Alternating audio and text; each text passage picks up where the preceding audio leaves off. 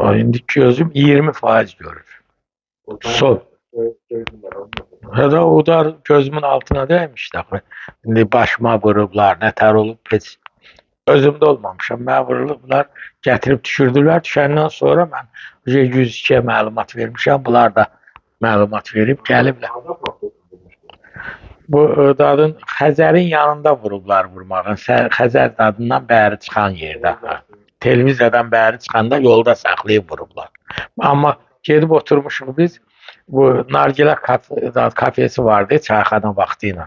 Onun yanında Laçınların yeri də harasıdır. Orada o kafedə oturmuşuq. Orada vurublar. Əsas orada oturmuşuq. Oradan gələndə yolda vurublar. Onu mən orada nə eləmişdilər, dərman atmışdılar, nə eləmişdilərsə mən maşına mindiyimdən də acı xəbərim olmayıb. Cibimdən də 472 manat pul götürmüşdülər. Pulu səhəri gün 150 manat qaytardılar. Axırda da 300 manat dədəsi gətirdi, verdi ki, güya ki, o götür. Həmən Orcəlinin atası. Dedi, bunlar qələt eləyib. Sokardı işləyən, hə. İndi Kürdəmirdə zonalni gedib deyəsən. Regional, hə. Müdür gedib. Şirəliyev Vali Məhəmmədoğlu 2005-ci il Şəklə Bələdiyyəsindən həmən bu yeri, bu hal-hazırda mənim istifadəmdə olan yeri 25 illik müqabili ilə bələdiyyədən icarəyə götürmüşəm. Burada müəyyən Bakı Sovetinin və rayon icra hakimiyyətinin razılığı ilə hal-hazırda 850 kvadrat tikilim var. 2017-ci ilin ortalarında bir neçə dəfə gəldilər məndən bu yeri almaq istədilər ki, deyilən o ev alqı satışı ilə məşğul olanlar gəldi, təklif elədi. Dedim, mən satmıram, yer satmıram, mən tikmişəm evlatlarım üçün. Amma bir neçə vaxtdan sonra 2-3 nəfər Hafiz və Namik adlı şəxslər gəldilər. Yanlarında da bir neçə nəfərin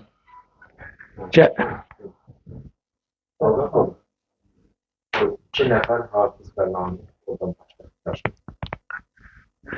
2 nəfər Hafiz Namik adlı şəxslər gəlib mənə bildirdilər ki, bu yer bizə lazımdır. Çünki mənim istifadəmdə olan yerin arxasında, yan tərəfində onlar aldığını bildirdi. Bu yerləri almışıq, burada bizim yerin qarşısını kəsir, bura bizə lazımdır.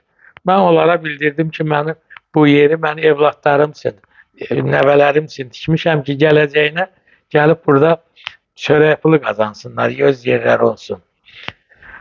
Bir neçə dəfə gəlib getdikdən sonra bunlar mənə təkidlə dedilər ki, bu yeri istəsən də, istəməsən də səndən alacaq. Çünki bu yeri biz götürmüşük, bu yeri sən bələdiyyə satıb, qanunsuz verib icarəyə.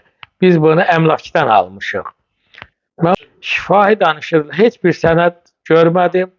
Mənə sonra müəyyən yerlərdən məlumat gəldi ki, bunlar mənim yerimə çıxarış çıxardıblar. Mən getdim bələdiyyəyə, Şəklə Bələdiyyəsinə. Dedim, mən yerə çıxarış çıxartdırmaq istəyirəm. Dedilər, oranın çıxarışı var. Dedim, necə olur mən işləyən yeri kim çıxarış çıxartdı və nə yolla çıxardılıb? Dedi, bilmirəm, o sonra biləcəksən, özləri gələndə biləcəksən. Dəfələrlə mənə yanıma gəldilər, getdilər ki, bu yeri el adam alıb ki, sən onsuz da istəsən də, istəməsən də bu yeri alacaqlar əlinə. Gəl xoşluqla ver bizə. Mənə sonra məlum oldu, dedim, yeri alan adam kimdirsə onu gətirin bura. Onu mən görüb, bəlkə elə adamdır ki, mən bağışlayacağım, deyəcəm, bu yer halal xoşun. Bir neçə aydan sonra 18-ci ilin ortalarında bir 70-72 yaşlı bir qadını gəldi ki, bu yeri mən almışam. Mən almışam. O qadın Zərifə Quliyev adlı bir yaşlı qadın idi. Öz işçilərin dediyinə görə özü boyun olmadı, dedi, mən heç bir qohum. Güya prezidentin ailə içindəndir bu, qohumlarındandır, yaxın qohumdur. Mən sonradan düzü mən biraz ehtiyat elədim. Sonra da bir neçə mən dedim, onlara dedim ki, bu yerə mən 600 mindən yuxarı evlatlarımın pulunu Moskvada 15-20 ildir qazandıqları pulu göndəriblər, onunla tikmişəm, onların gələcəyi üçün. Bunlar dedi, istəsən də istəməsən də onsuz da bu yer alınıb. Sonradan mənə məlum oldu ki, mart ayında bunlar mənim yerimə çıxarış çıxardıb, mənim xəbərim olmadan, mənim istifadəmdə olan yerə çıxarış çıxardıblar. Hansı yoldan bilmirəm. Neçə ildir sizin istifadənizdə? 2005-dən bu gün 20 ildir ki, bu torpaq mənim istifadəmdədir. 850 kvadratda bu günə qədər burada tikilim var. Mənə bildirdilər, bir neçə də onlar gələndən sonra, bu məlumatlar mənə çatandan sonra bütün distansiyalara, güc orqanlarına, prezidentdən başladım, vitse-prezident, Dövlət Təhlükəsizlik Komitəsi, Respublika Prokurorluğu, Daxili İşlər Ramil Yusubovun vaxtında mən Ramil Yusubova cənablarına yazdım ki, xahiş edirəm mənim ailəmin və özümün təhlükəsizliyimi təmin edin. Çünki mənə hədə-qorxu gəlirlər. Mən nəvələrimi oğurlamaqla, mən uşaqlarım xaricdə yaşayır. Mən jurnalist göndərdilər. Bir tanıdığım jurnalisti göndərdilər. Vaxtı ilə Space işləmiş bir jurnalisti. Doğrudan o mənə əvvəl dedi ki, bu mənim əlimdə bir qurtum süt general var, ona deyəcəm, həll olacaq. Amma bir neçə aydan sonra həmən jurnalist gəldi mənim ailəmin yanında, evimdə. Hədə-qorxu ilə ki, sən onları tanımırsan, onların əli hər yerə çatır. Sənin nəvələri oğurlayarlar, az yaşlı nəvələrin məktəbə gedir. Uşaqlarım xaricdə yaşayır. Sənin özün içəri atmaq üçün plan düzürlər, nə yolla səni içəri atacaqlar. Düzü mən özümdən qorxmadım. Nəvələrimdən, evlatlarımdan. Çünki biz bugün yaşadığımız evlatlarımıza görədir. Evlatlarımızın gələcəyi üçün. Odur ki, mənə dedi ki, get razılaş. Mənə yazılı kağız gətirdilər və dedilər, bu sənədə qol çəkəsən. Apardılar Rəşad adlı onların tanıdığı bir şəxsin yanına, Heydər Əliyev prospektində Rəşad adlı notariusun yanına. Kameranın qabağında dedilər, bura qol çək, şəkilin burada düşsün ki, sən bu yeri bizə satırsan, satdın, razı. Mən də evlatlarımın, nəvələrimin qorxusundan, özümün həyatımı görmüşəm, mən bundan belə heç nədən qorxum yoxdur. İmza attım, çıxdım. Bu imzadan sonra da mən haralara nə qədər sonra öyrəndim ki, bunlar hamısı şərdi behtandır, prezident ailəsinin adından istifadə edirlər. Bir neçə yoldaşdan maraqlandım, dedilər, yalan məcburi məni, deyirəm, hədəliyib evimdə gəlib hədə-qorxu gələndən sonra artıq deməli, bunlar çıxarışı çıxartdırıb mart ayında, dekabr ayında mən aparıb o sənədə qol çəkdiriblər. 9-10 ay sonra. Mənim xəbərim olmadan mənim layihəmi öz adlarına çıxıblar. Güya bunlar bu layihəni bunlar tikdirib. Amma heç onların 2018-də bura gələndə bütün mənim bu tikillərim var idi. O, hər yerdə də qeydiyyatdan keçib, Vergilər Nazirliyində, hər yerdə mən bu yerə deməli, məndə vaxtı ilə mənim icarədə olan, mənim yerimdə maşın yuma yerində bir cavan oğlan işləyirdi. 20 ildir də o yanıma gəlib gedirdi, sonra getdi Sokara, Sokarda, hal-hazırda da Sokarda işləyir. O mənə gəldi ki, mənim dostum var, prezident ailəsinin axranasındadır, Rafo adlı bir şəxsdir. O səni salacaq xanımın qəbuluna, xanımın qəbulunda sən olandan sonra sənin bu məsələn həll olacaq. Mənə dedi ki, gəl görüşək. Bunların fikrində nə tutmuşdular bilmirəm. Məni dəvət elədilər Sərin restoranına. Babəkdə yerləşən Sərin restoranına. Getdim, həmən şəxs, o Rafo deyilən şəxs və onun yanında da özünü, o elə bir söz demədi, amma dedilər ki, bu da xanımın ailə sürücüsüdür. Bir cavan oğlan, adı yadımda deyil. Orada dedilər ki, pulu gətirmişsən, dedim, hansı pulu? Bu döyülmə söhbət olub fevral ayının 2-sində, 28-ində. Fevral ayının 2024-ün fevral ayının 28-ində olub. O gündən 5 ay mən Xətai rayon polis idarəsində 37-ci bölmədə 5 ay prokurorluqda, Xətai rayon prokurorluğunda dəfələrlə prokurorun qəbuluna girmək istədim ki, bəs bu işə niyə baxmırlar? Bir bank olmadı. Öz elə bir dənə videonun qabağında mənə qoydular. Mən qol çəkdim ora ki, güya mənim yerimin satılmağına etirazım yoxdur. Heç bank, nə bank, nağdı pul verdilər. Bank çek olmuyor. Mən dediyim 5-600 min dedim bura xərc qoymuşam. Heç olmasa mənim çəkdiyim evlatlarımın soyuqda, o şaxtada qazandıqları zəhmət haqqlarını verin. Artıq pul istəmirəm sizdən. Bura qoyulan xərc, mən öz əziyyətimi də sizə bağışlayıram. Amma evlatlarımın əziyyətini mən heç kəsə bağışlaya bilmirəm. Notariusda vermədilər. Notariusda heç nə, notariusda təkcə qol imza attırdılar. Öz ofislərində bu Raboçi prospekt deyilən Ağşəhərdən gedən Fəhlə prospektində Bravo'nun arxa tərəfində türmə, qadın türməsi var idi orada. Onun yaxınlığında bunların ofisi idi. Güya. Orada apardılar pulu, orada verdilər, oradan da maşını otuzdurub birbaşa notarius apardılar. Heydər Əliyev prospekt. Orada da mənə imza attırdılar, çıxdım gəldim evə. Mən sonradan maraqlandım ki, axı bu dacı onların başında duran xanıma sual verdim ki, siz harda işləyirsiniz ki, bu qədər gücə maliksiniz? Dedim, mən heç yerdə işləmirəm. Dedim, axı deyirlər, bəs sizin prezident ailəsinə qohumsuz. Mən qohum olsaydım, dedim, mən də bir nazir olardım, haradasa oturardım. Mən deyə bilmədim ki, 70 yaşında qadın nə nazir ola bilər?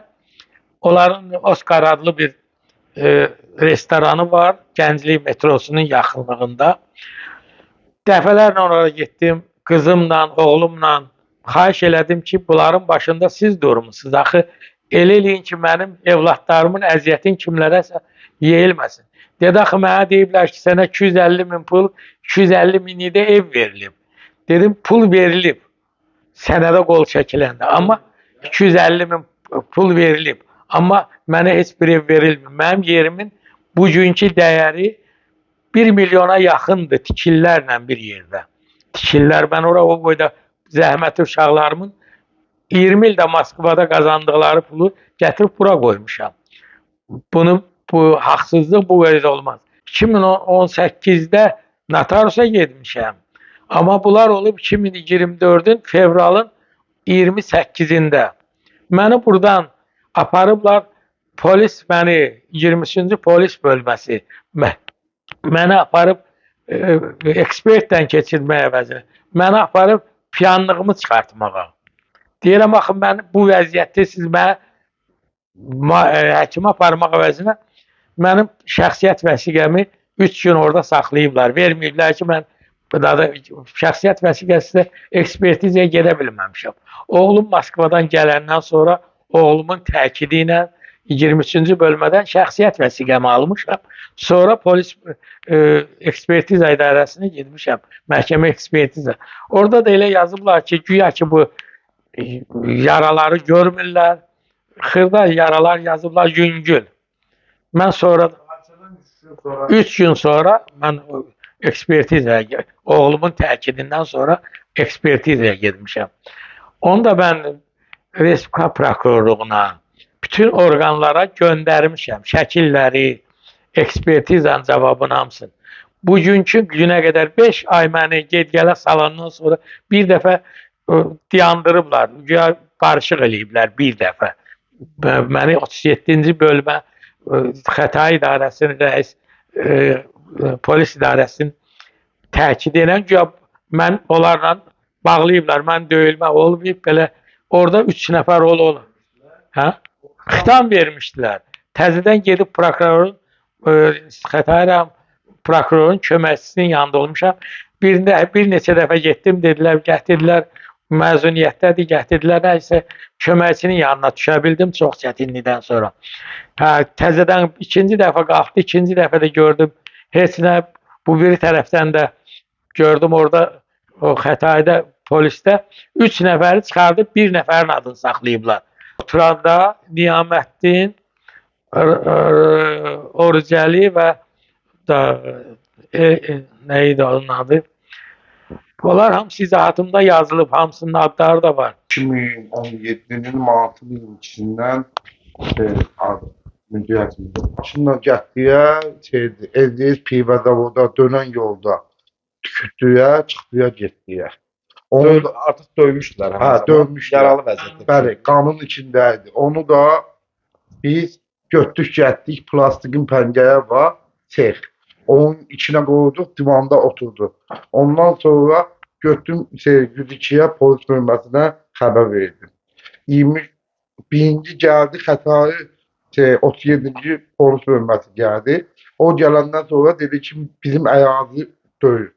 Gəldi, ondan sonra gəldi 23-cü polis bölməsi. Nizami yanına. Tibbi yardım çağırmadıq. 23-cü polis bölməsinə apardıq, elə yaralı vəziyyətdə. Ondan sonra onu da götdük. Oradan xeyli bir 2 saat orada olmaqla izahatını alandan sonra götdük, getdik evinə. Yəni bizi gördü, qanın içindədir. 37-ci bölmənin polis rəisinə sual verdim ki, tədqiqatda neçə gün qala bilər? Bu nə qədər uzana bilər?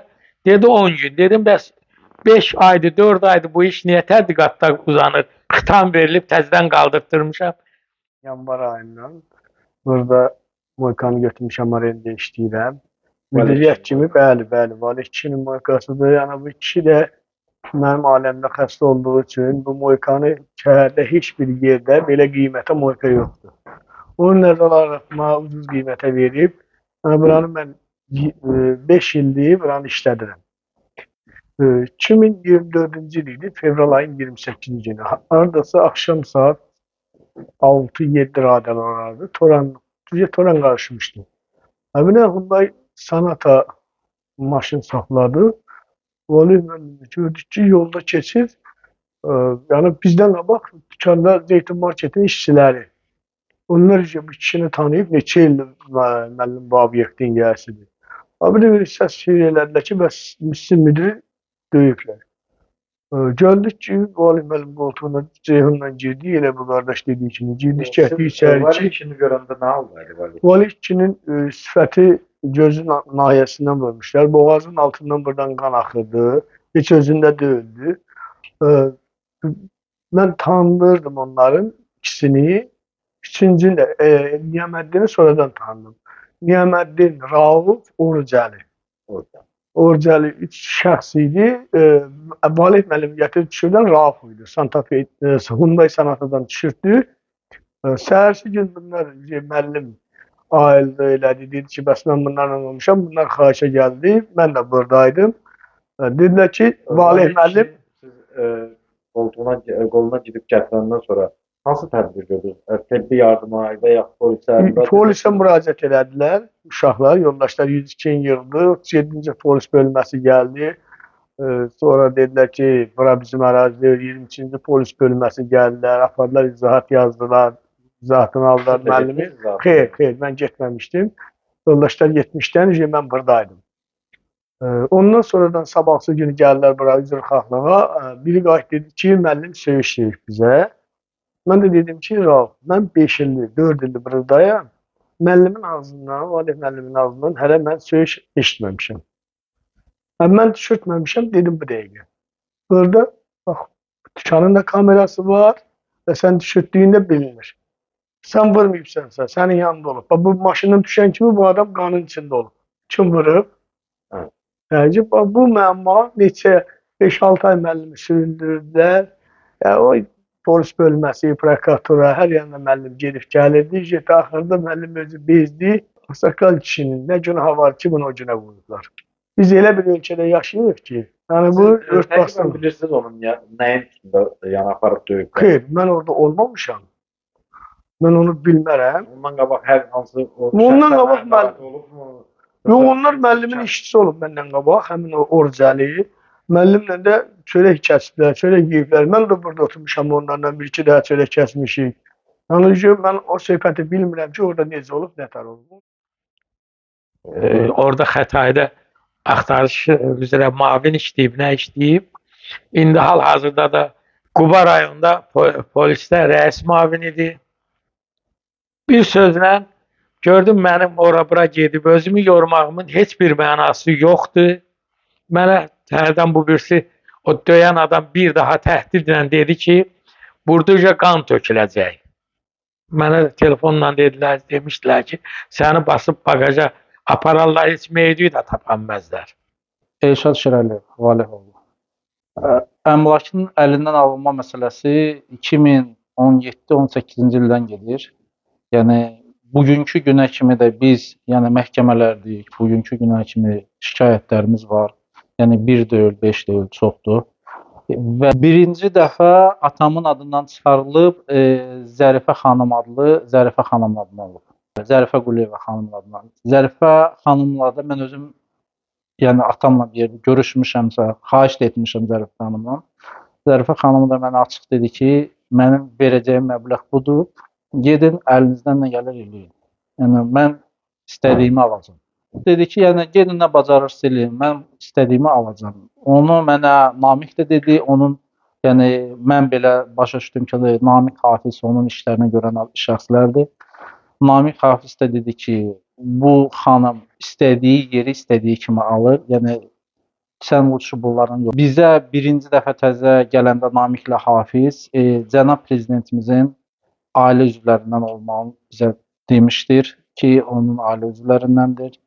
Sonra bir neçə adamlarla bayaq atam dedik, Mirzəvad adlı bir şəxs jurnalist var. Onun dediyi ilə ki, bunlar yəni ailəyə çox yaxın insanlardır. Ya bizə, mənim özümə, mənim atama demişdi ki, əgər sizin həyatınız belə də demişdi, əgər sizin həyatınız bu əmlakdan vacibdirsə, onda siz axıra kimi gedin. Ancaq mən sizə məsləhət görərdim ki, yəni bunlarla razılaşıb yola gələsiniz. Səhv eləmirəmsə Orucəli, bəli, Orucəli atama yaxınlaşmışdı ki, onun yaxın bir dostu var. Xanımın yaxın bir sürücüsüdürmü ya onun mühafizə orqanında işləyir. Yəni onun adı onunla atamı xanımın qəbuluna sala bilərlər ya bu torpaq söhbətini heç rişat edə bilərlər onlar. Onda da Orucəli 50.000 manat pul istəmişdi. Demişdi ki, yəni onlar pulsuz iş görmürlər. Ya mən onlara 50.000 pul verməliyəm ki, atam onların qəbuluna, xanımın qəbuluna çiriz. Onlarla xanım birinci vitse-prezidentin qəbuluna düşmək üçün 50.000 pul tələb ediblər. Bəli. 50.000 pul istəmişdilər ki, xanımın vətəndaş qəbula yazılıb, normal qaydada, sivil qaydada gedib qəbuluna düşür. Bu necə olur ki, bundan beləcə maddiyyat umutlar və atanızdan 50.000 pul tələb edir? No, mən siz deyəni də mən onlara dedim. Onlar da dedi ki, əgər düşə bilirsənsə get düş. Yəni bugün onu bu adam edə bilər. Bunu da etməkdən ötürü mən onlara qabaqcadan 50.000 pul verməliyəm. Mən də onlara bundan atqaz elədiyimə görə dedim ki, mən qabaqcadan heç kimə pul vermirəm. Əgər bunu rişat eləyə bilirsənsə elə, mən sənə o pulu tapıb verərəm, problem deyil. Ondan sonra bunlar mənim atama gəlib götürüblər, aparıblar, həmin şəxslə otuzdurublar. Yəni adı ya Raufdurmu, ya Rufmu, yəni şəxsin adını demişdilər. Otuzdurmuşlar, söhbət eləmişdilər. Atam girəndə içəri, atama demişlər ki, pul hanı? Atam da demişdi ki, mən sizə pul deməmişdim. Orucəli ondan güya ki, sən məni insanların yanında, yəni podstavit eləmirsən, mən pul boyun olmuşam. Güya atam o pulu verməliymiş bunlara. Ona görə Orucəli güya incimişdi, papadan küsmüşdü. Üstündən bir neçə gün keçəndən sonra ya Niyaməddinmi, ya Raufmu, mən o şəxsləri üzdən görməmişəm sözünüzü. Telefonla danışmışam. Zəng eləyiblər atama ki, mənim eşitdiyim söz də ağsaqqal, özündən müğayət ol. Burada söhbət gedir, sənin torbanı tikib bagaja basıb aparmaq istəyirlər səni. Ki, səndən sonra tapa da bilməyəcək heç kim. Yəni o kişini basın bagaja aparın. Kim deyir? Onu demişdi Orucəlinin dostu, səhv eləmirəmsə Niyaməddin demişdi onu. Yəni atama demişdi. Mən də onda zəng olunub 102-yə bu xəbərdarlıq olunmuşdu ki, belə hədə qorxular gəlir. Yəni atam yaşlı adamdır, xəstə adamdır. Yəni onu yaxşı bilirdilər ki, mənim atamın ürəyi xəstədir. Yəni onun döyülmək səbəbi də o olub. Ki, kişinin ürəyi Yox, kişinin ürəyi dözməsin. Yəni bu kişi infarkt keçirdib, şəkəri çox yuxarı təzyiqi var həmişə. Yəni ondan kişi dözməsin, ürəyi dözməsin, ölsün. Torpaq yəni qalacaq, ondan sonra yiyəsi kim istəyir o da götürəcək. Yəni bunların məqsədi bu olur. Mən gəlmişəm, atam döyülənin səhərsi günü bura gəlmişəm Azərbaycana. Mən Rusiyada yaşadım, burada olmamışam. Gəlmişəm, getmişəm 23-cü polis bölməsinə. Yəni bizi 3 gün, 3 ya 4 gün səhv edə bilərəm. Yəni bizə atamın şəxsiyyət vəsiqəsini vermirdilər ki, gah deyirlər təhqiqatçı məzuniyyətdədir, istirahətdədir. Yəni biz də axırıncı dəfə mən onlarla biraz səs tonumu qalxsandan sonra ki, bizə yəni ekspertizə getmək lazımdır. Şəxsiyyətsiz heç kəs qəbul eləmir. Ondan sonra izahat alıblar, şəxsiyyəti bizə veriblər. Biz gəlib girmişik ekspertizanın sənəd cavabını götürmüşük, gətirmişik. Üstündən səhv etmirəmsə bir neçə həftə keçəndən sonra bizim sənədlərimizi göndəriblər 37-ci bölməyə ki, bura bizlik deyil. Ancaq halbuki həmin bu rayonda 1-ci 37-ci bölmənin polisləri gəlib. Deyiblər bura bizlik deyil, 23-lü idi. 23-də bu səni vaxt keçəndən sonra götürüb göndərirlər 37-yə. Düzü mən gördüm ki, polis də baxmır, amma mən polisə o qədər inanırdım ki, mən ağlıma gətirəməzdim. Adicə bir döyülməni araşdırıb axıra çıxa bilmirlər. Çünki Laf TV-də də çəkiləndən sonra birbaşa Nazirliyin nümayəndəsi ilə pramo efirə çıxdılar birbaşa.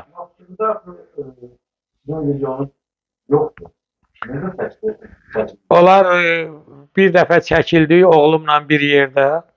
Hardasa bir neçə vaxt qaldı orada.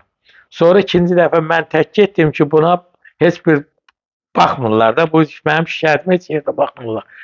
O efirə gedəndə mən Laf TV-dən çıxıb evə gələnə qədər hardasa 1-2 saat müddətində əvvəlkini də silmişdilər, təzəni də. Kim sildirdi? Mən də getdim Laf TV-yə zəng elədim təzədən Afət xanıma ki, bu çəkiliş yoxa çıxdı. Dedi, hakerlər silib, hakerlər eləyib. YouTube kanalıyla hakerlər silib. Amma yaxşı ki, birinci çəkiliş mənim oğlumda qalmışdı. Oğlumdan zəng elədim Moskvadan mənə atdı. Həmən çəkiliş bu saatda məndə var. Xahiş eləyirəm. Bəli, o məndə var. Onu sizə təqdim eləyərəm. Olduğu kimi mən o 3 gündən sonra, 4 gündən sonra oğlumla gedib orada danışanda, orada da gözümün altındakı birbaşa Nazirliyin nümayəndəsi bizə mətbuat komitəsinin sədri Elşad müəllimdir ki, məlumat verdi ki, biz bilməmişik, biz onun xəbərimiz olmayıb, bunun hamısını nədir araşdıracaq. Bu günə qədər heç bir araşdırma yoxdur. Həmən adam baxmayaraq bu hadisələri cibimdən pulacan götürmüşdülər, pulu gətirdi. 150'sini səhəri gün qaytardılar.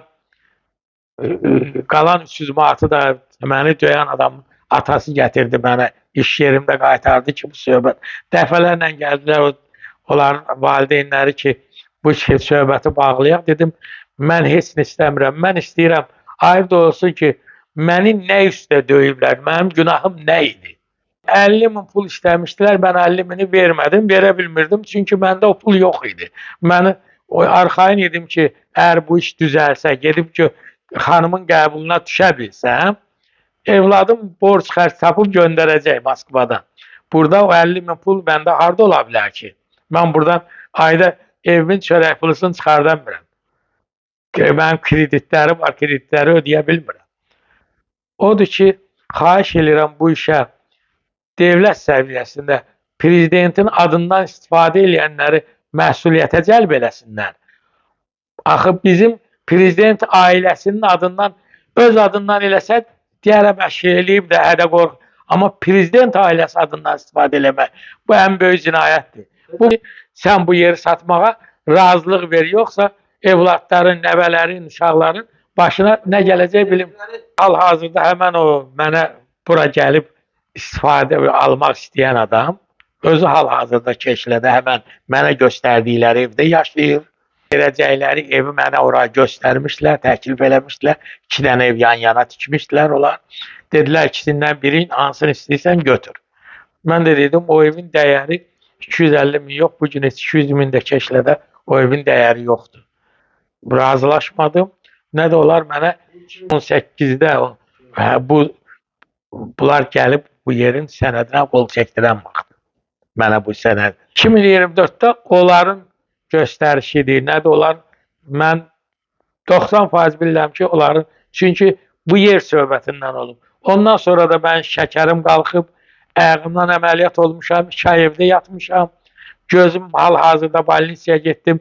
Gözüm tamam zəifləyib, udardan olub, nədir? Gözüm 20% görür, maşın sürmək dərəcəsində görə bilmirəm. Ona görə xahiş edirəm bu cinayətin gec də olsa üstün açılmağını hörmətli prezidentimizdən Respublika prokuroru Kəmran Əliyevə və Daxili İşlər Naziri Vilayət Eyvazova müraciət edirəm. Bu özbaşınalığın qarşısını alasınız. Bu cənab nazir Vilayət Eyvazov, sizdən xahiş edirəm. Sizin nazirliyin adından mənə hədə qorxu gələn adam, məni döyməyə aparan adamın qardaşı hal-hazırda sizin nazirliyin Quba şöbəsində, Quba rayon polis idarəsində onun qardaşı işləyir. Məni döyənin qardaşı orada işləyir. Özü departamentdə qaz idarəsində işləyir. Xahiş edirəm bunları nəzərə alaraq bunu öz nəzarətinizə götürəsiniz. Nəzarətə götürüb özünüz bu iş barədə ölçü götürəsiniz. Çünki bizim inandığımız ümid yerimiz polisdir. Əgər polis də bu işlərə baxmasa, biz onda hara kimə müraciət eləyək? Xahiş edirəm bunu şəxsən özünüz nəzarətə götürəsiniz.